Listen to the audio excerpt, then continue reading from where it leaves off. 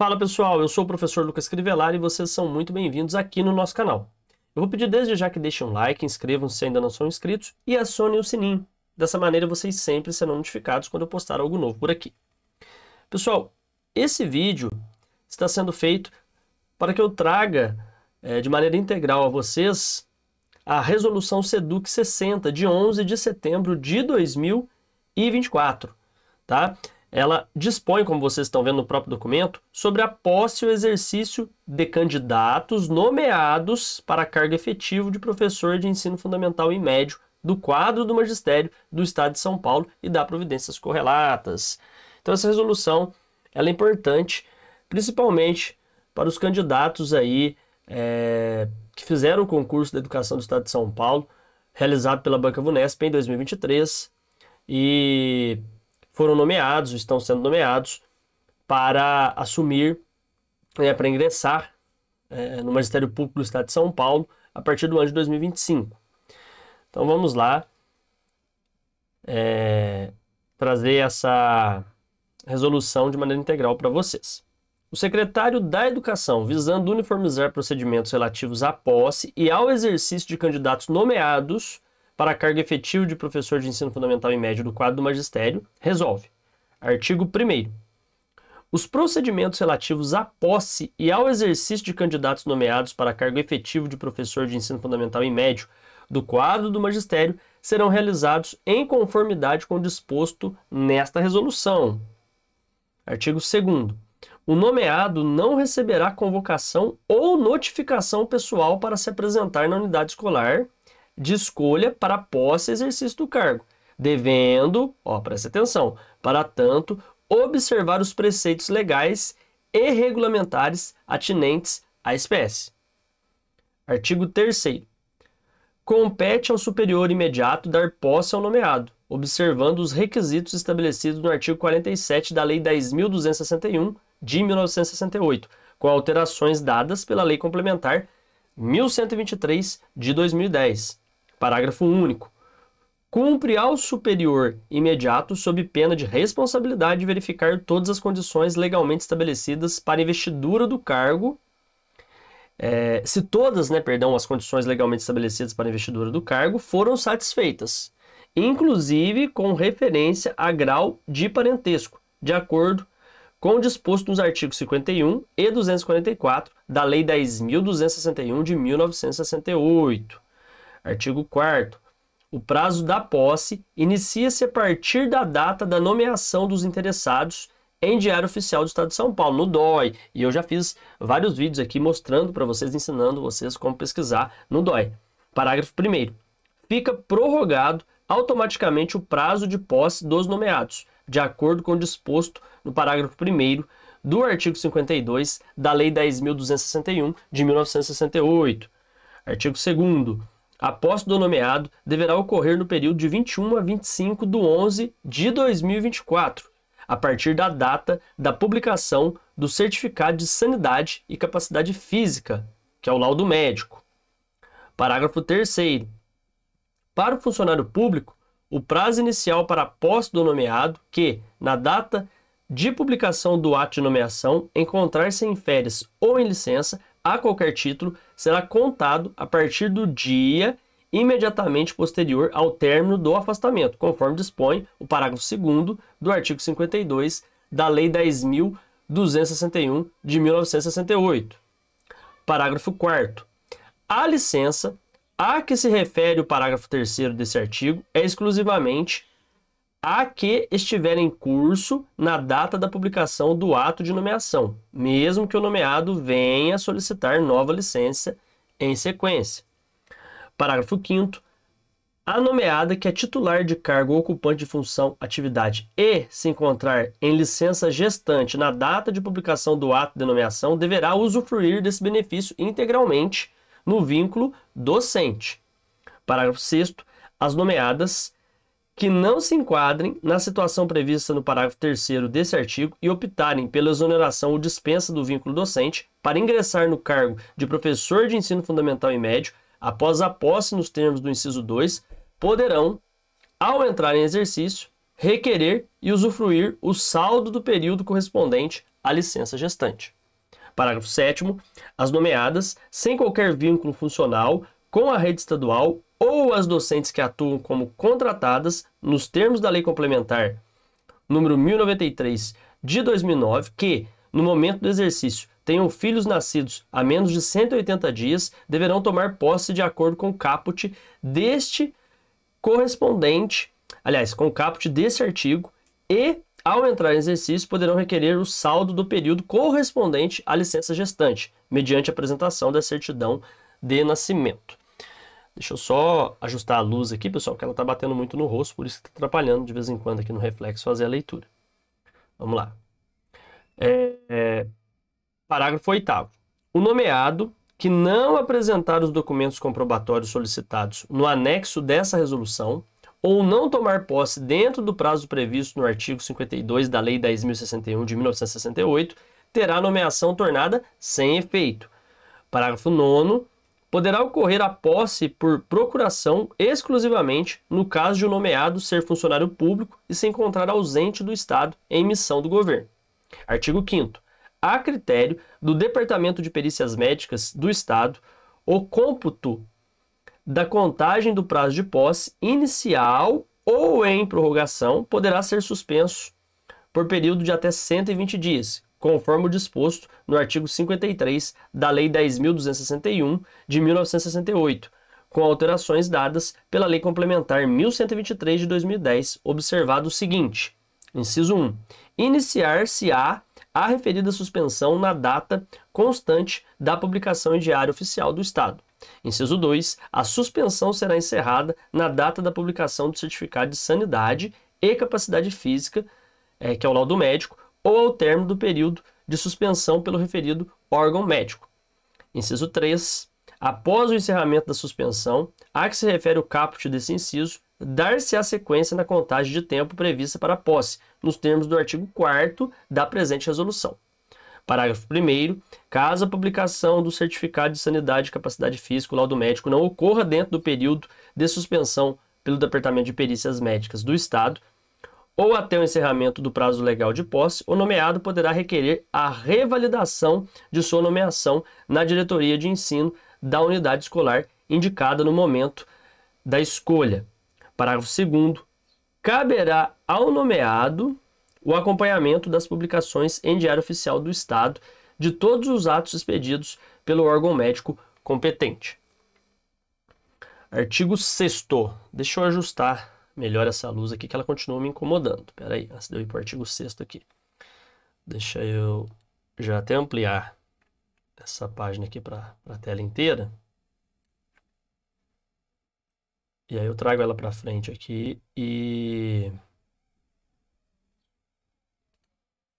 aí eu consigo abaixar minha luz aqui também. Depois eu volto a aparecer aqui para vocês. Fica mais fácil a leitura para mim aqui. Não fica dando reflexo no olho. Bom, vamos lá. Continuar aqui. Então, artigo 6º. O termo de posse deverá ser lavrado em livro próprio, assinado pelo nomeado e pelo superior imediato, que abrirá o prontuário e o processo único de contagem de tempo, o PUCT, do ingressante, com toda a documentação pertinente. Artigo 7º. Ao superior imediato que der posse e exercício ao docente em regime de acumulação remunerada, compete verificar a regularidade da acumulação pretendida e fazer publicar o ato decisório. Parágrafo 1º. O nomeado que já exerce outro cargo ou função pública ou ainda contrato de trabalho e não pretenda trabalhar em regime de acumulação, somente poderá tomar posse desde que apresente declaração de próprio punho, constando o pedido de exoneração, dispensa, extinção do cargo, função, contrato precedente no momento do exercício, protocolada na unidade de origem. Parágrafo 2º.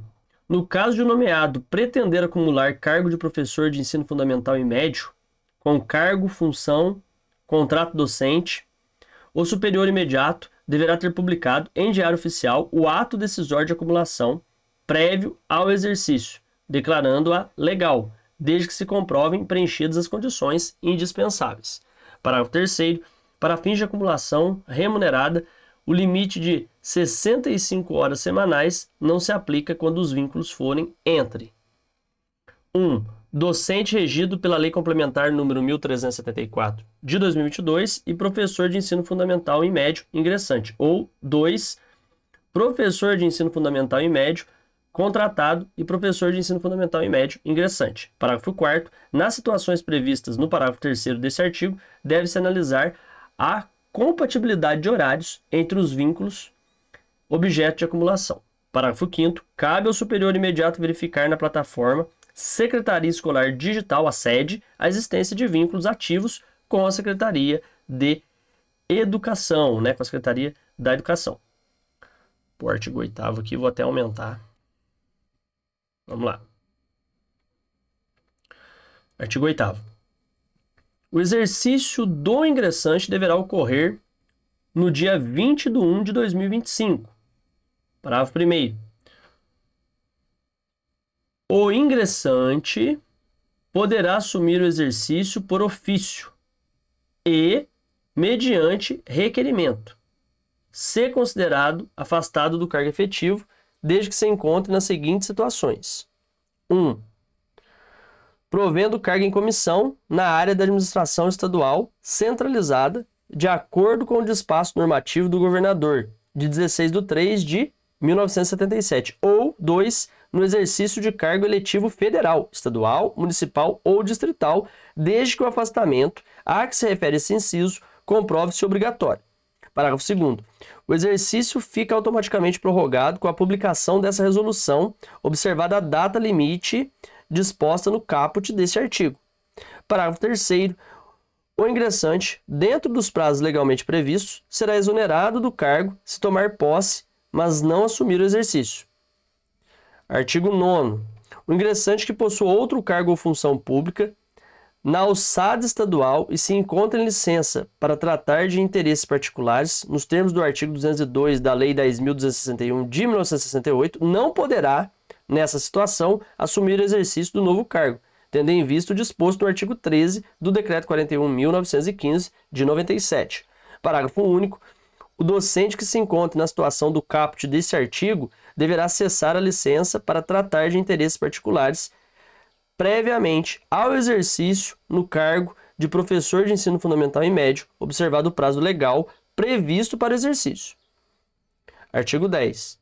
Fica instituído o projeto de integração docente durante o período de 20 a 28 de 1 de 2025, para facilitar a adaptação dos novos professores ao ambiente escolar e promover o desenvolvimento profissional de integração. Então vai ocorrer, pessoal, essa integração aqui, ó, entre 20 e 28 do 1, para que os professores que estão ingressando consigam aí irem se adaptando, sanar dúvidas, enfim.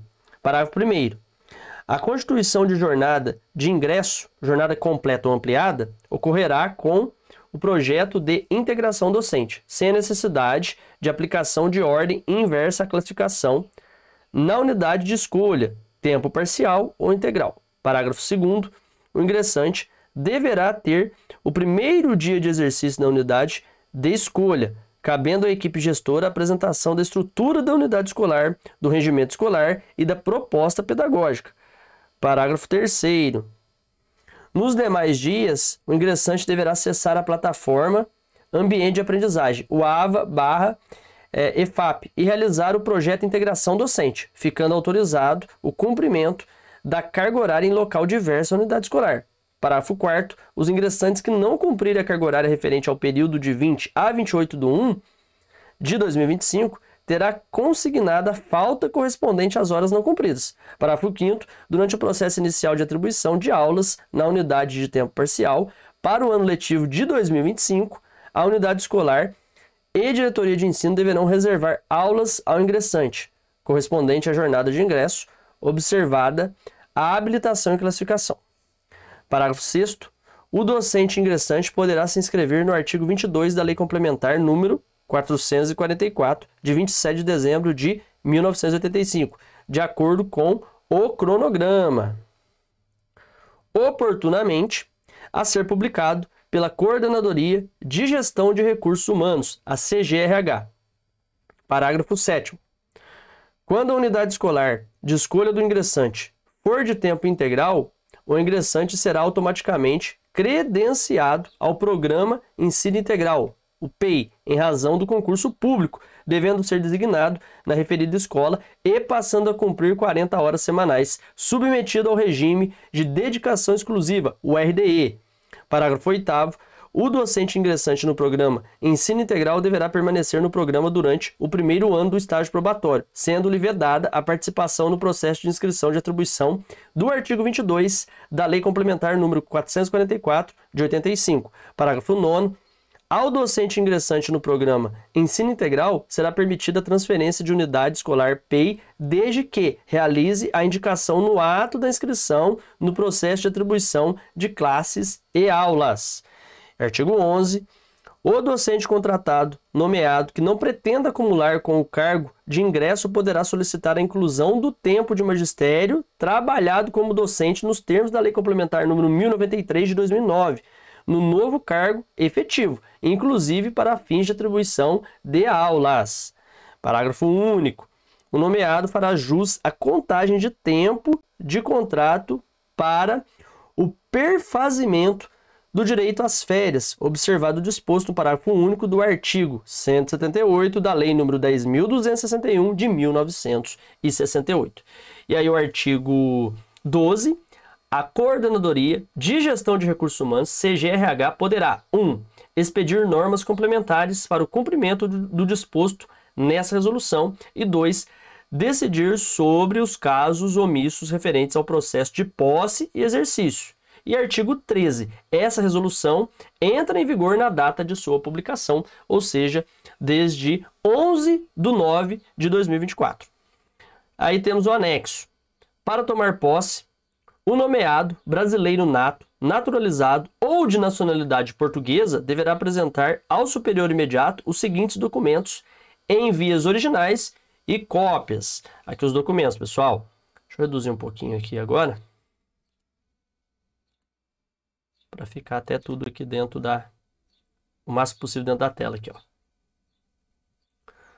Olha lá, 1. Certificado de sanidade e capacidade física, que é o laudo médico, declarando apto ao exercício do cargo, expedido pelo Departamento de Perícias Médicas do Estado, DPME, conforme o artigo 7º do Decreto 29.180 de 1988, ou cópia impressa da publicação da decisão final da inspeção médica, proferida pelo DPME, no Diário Oficial do Estado, onde constam nome do candidato nomeado, o número do registro geral, que é o RG, o cargo público para o qual o candidato foi nomeado, o número do certificado de sanidade e capacidade física, o CSCF e o resultado apto. Tá? Tem que estar apto. Eu já fiz um vídeo falando aqui também para você sobre o DPME. Tá? 2. Certidão de nascimento ou casamento com as respectivas averbações, se for o caso. 3. Cédula de identidades, o RG. 4. Cadastro de pessoa física, o CPF. 5. Carteira de trabalho e previdência social, digital. Agora é só digital, né? Pode ser que tenha alguém que tenha física, mas é digital. Comprovante de conta bancária no Banco do Brasil. 7. Comprovante de endereço de residência com data de até 3 meses anteriores à data da publicação da nomeação. 8. Em caso de nacionalidade portuguesa, em substituição ao documento do item 3 desse inciso, o nomeado deverá comprovar, mediante certificado de outorga do gozo de direitos políticos, estar amparado pelo Estatuto de Igualdade entre Brasileiros e Portugueses, com reconhecimento de gozo de direitos políticos, nos termos do parágrafo 1º do artigo 12 da Constituição Federal. 9. Documento de inscrição no PIS ou PASEP. 10. Atestado de antecedentes criminais, federal e estadual, relativo aos últimos 5 anos. 11. Título de eleitor e prova de que votou na última eleição, ou de que pagou a respectiva multa, ou ainda de que se justificou perante a Justiça Eleitoral ou certidão de quitação eleitoral. 12. Declaração de imposto de renda, a última declaração, apresentada à Secretaria da Receita Federal, acompanhada do respectivo recibo de entrega e das atualizações e ou complementações, ou no caso de o nomeado não ser declarante, apresentação de declaração de bens e valores firmada por ele próprio, nos termos das leis 8.429, de 6/2/92 e 8.730, de 11/10/93, Instrução Normativa do TCU 5, de 10/3/94, e do Decreto Estadual 4.865, de 16/6/97, com as alterações do Decreto 54.264, de 23/4/2009. 13. Se pai ou mãe de criança em idade escolar até 14 anos apresentar comprovação de que a mesma esteja matriculada em estabelecimento de ensino. 14. No caso de ingressante do sexo masculino, apresentar comprovante de estar em dia com as obrigações militares, estando isento da apresentação o nomeado que no momento da posse se encontre no ano civil subsequente ao que tenha completado 45 anos. 15. 3 fotos 3x4 recentes. 16. Diploma de licenciatura plena histórico escolar comprovando habilitação para investidura no cargo, rigorosamente de acordo com as instruções especiais do concurso correspondente. 17. Declaração de próprio punho, de boa conduta e de não ter sofrido penalidades, dentre as previstas nos incisos 4, 5 e 6 do artigo 251 da Lei 10.261 de 68, ou nos parágrafos 1º e 2º do artigo 35 e no artigo 36 da Lei 500 de 74 nos últimos 5 anos, com relação à demissão, cassação de aposentadoria por equivalência ou dispensa, e nos últimos 10 anos, quando se tratar de demissão a bem do serviço público, cassação de aposentadoria por equivalência ou dispensa a bem do serviço público. E 18. Declaração expressa de próprio punho, informando se possui ou não outro cargo ou função ou atividade no âmbito do serviço público federal, estadual, municipal ou ainda em autarquias, fundações, empresas públicas, sociedade de economia mista ou suas subsidiárias e sociedades controladas direta ou indiretamente pelo poder público, inclusive para os que apresentam a condição de aposentado de cargo ou função docente. Tá bom, pessoal? Deixa eu abrir aqui novamente. Aí eu vou iluminar o cenário de novo. Então é isso, pessoal. Nesse vídeo eu gostaria de trazer essa resolução, né, que é a resolução 60, de 11 de setembro de 2024.